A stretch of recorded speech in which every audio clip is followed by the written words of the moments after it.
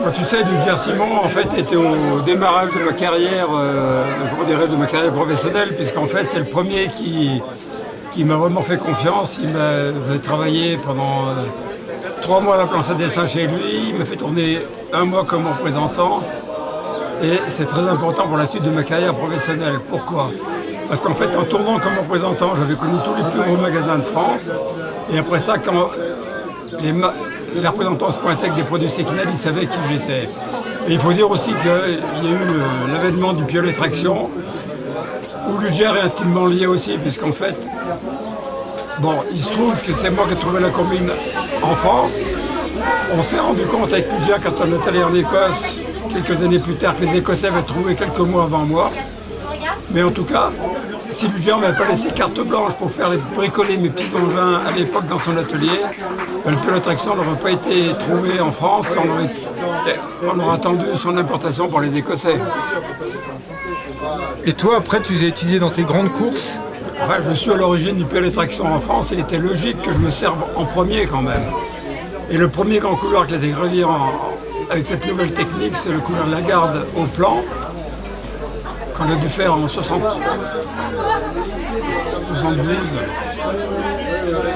Et après ça, donc, il y a l'histoire du couloir des Drus. Le couloir des Drus, c'est une très vieille histoire, puisqu'en fait, pendant mon stage d'aspirant guide, nous étions avec le sage de l'ENSA, la petite verte, et j'ai demandé à Marius Morat, qui était prof, dites, monsieur Morat, le couloir en face, il n'a pas été fait. Il me fait non, pourquoi tu veux y aller? Et j'avais ça en tête, et la première tentative, je l'ai faite avec Georges Leminet, qui malheureusement a disparu après. Et à l'époque, on ne grimpait pas en piolet traction, on grimpait en technique traditionnelle, je ne sais pas, on pensait faire de l'artificiel en glace à l'époque. Bon, on a eu le mauvais temps, on était obligé de redescendre, donc là, la première tentative de piolet traction, c'était un PAC 71, donc terminé. Et je suis retourné avec Claude Gégère, donc une personne que j'adore, puisqu'en fait, il m'a tout appris en montagne, Claude, et on a eu la chance de réaliser le truc les premiers. Et qu'est-ce que ça a apporté le piolet traction? C'était une grosse... C'était un virage, comment dirais-je, magistral, puisqu'en fait, avant ça, on grimpait en technique dite Armand-Charlet, on attaquait la pente de travers. Il fallait avoir les chevilles très souples et on tournait le piolet avec deux mains en fait. Et pendant mon stage de guide en 71, il y avait un engin qui était à la mode à l'époque, c'était le poignard à glace fabriqué par Charlet, concurrent de Simon. C'était une pointe qui était emmanchée avec une poignée de bâton de ski. Moi, comme Ludger commençait à m'équiper, je me suis dit il faut que je trouve un système qui soit polyvalent et qui concurrence le poignard à glace. Et donc j'ai mis au point un poignard à glace à manche. J'ai encore la photo où on voit les encoches prévues pour les doigts pour saisir le poignard.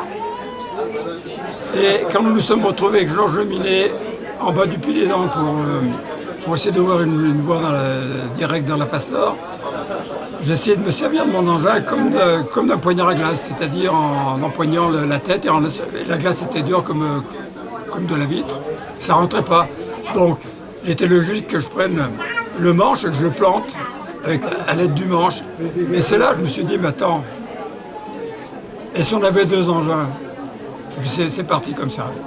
Je suis retourné donc à la planche à dessin chez Ludger, et là j'ai pu mettre au point, donc définir une courbure de lame de piolet, entre autres celle du 720, qui permettait non seulement l'ancrage en traction, et qui permettait une certaine possibilité de taille de marche. Parce qu'à l'époque, moi je préconisais la chose suivante, quand on arrivait à un relais, il était logique de tailler une petite marche pour se reposer les chevilles, donc il fallait un engin qui permette en même temps la traction et la taille de marche.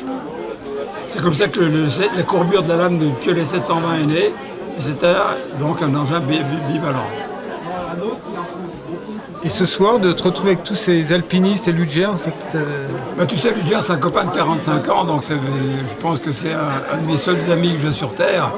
Parce qu'on a fait énormément de choses ensemble, on a fait de la moto, on a commencé la moto ensemble, on est allé dans le désert ensemble, faire de la moto, on est allé faire du bateau, on est allé... on avait énormément de choses ensemble. Ludger, c'est vraiment mon pote, et puis... moi, je ne peux pas en dire plus.